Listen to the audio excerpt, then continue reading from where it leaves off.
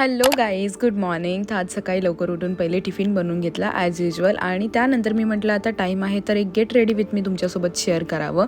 तर आज मी वेअर करते बेसिक आउटफिट, कारण आज खूपच जास्त गरम होतं आहे बाहेर.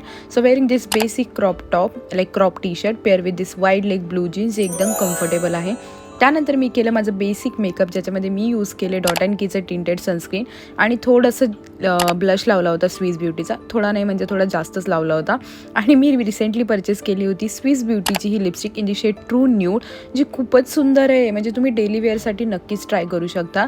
जर आउट ऑफ स्टॉक नसेल तर मी लिंक नक्कीच देईन. तुम्ही कॉमेंटमध्ये सर्व प्रोडक्टची लिंक मागायला विसरू नका.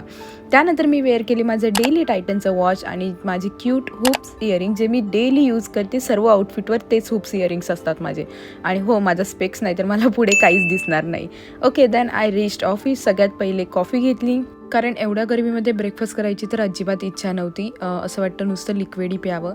त्यानंतर आजचं फिट इज फिटिंग ब्रो. त्यानंतर मी लंच करून घेतलं आणि माझं काम करून घेतलं आणि संध्याकाळी मी घरी आले आणि पाहते तर काही सर्व पाहुणे आले होते घरी.